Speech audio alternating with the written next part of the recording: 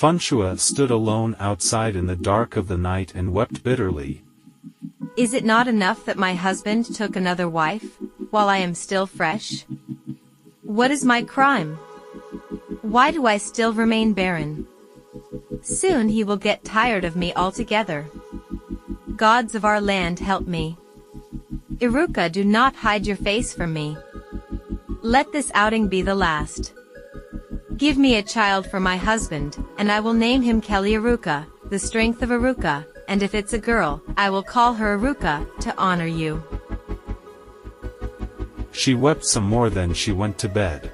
At dawn her husband had planned to take her again to see another spiritualist.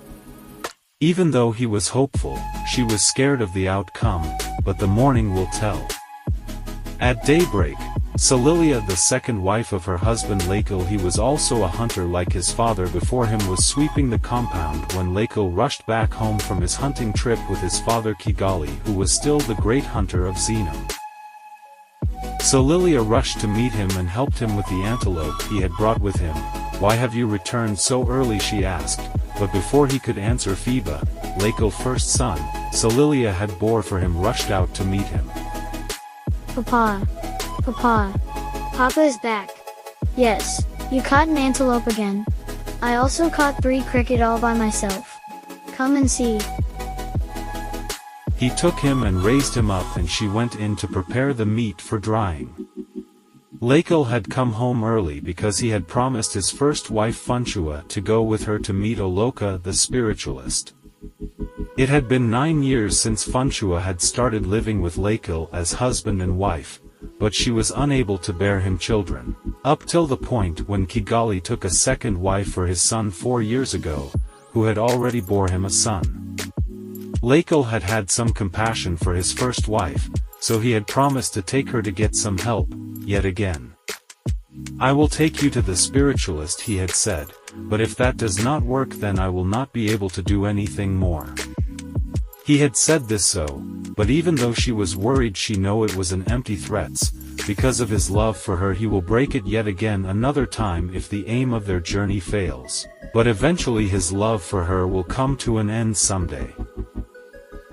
By the time they got to the hut of the spiritualist, the sun was just going down. He welcomed them and began his enchantment singing whilst he continued. "There is nothing wrong with your wife," the chief priest announced, to the husband and wife. And then he continued. "She should have been pregnant long ago, if only you had come to me first. But now that you have decided to come, her womb needs to be opened, and the key lies with the goddess Iruka. Go to her, search for and drink from the water Amalu, and your wife will be pregnant in no time. Drop a coin of silver and be on your way home, the day will soon be dark." They both thanked him and left, but somehow Funchua knew he was right. She had known that Iruka was the cause of her barrenness all along after Iruka vanished in their compound 10 years ago. But now she was hopeful she would be free once more. Lakil, on the other hand, said nothing all through the journey home. 2 months later, Funchua realized that she was pregnant despite Lakil's pretense not to love her more than his other wife. He killed a buffalo and threw a big party just to celebrate the news. Finally there was joy in his house again.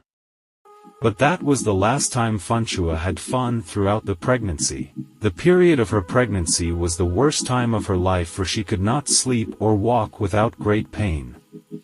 The only way to reduce her pain was to get a cup of water from the water's Amalu, and this continues all through the 9 months.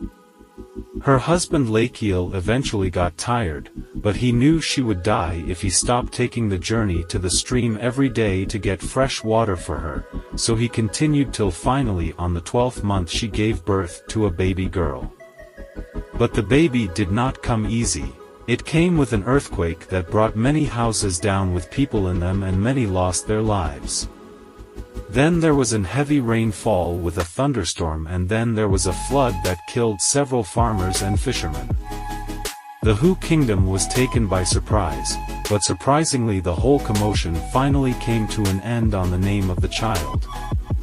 As soon as the name Iruka was called, the rain stopped and everywhere became normal again. Everyone noticed, but nobody talked about it.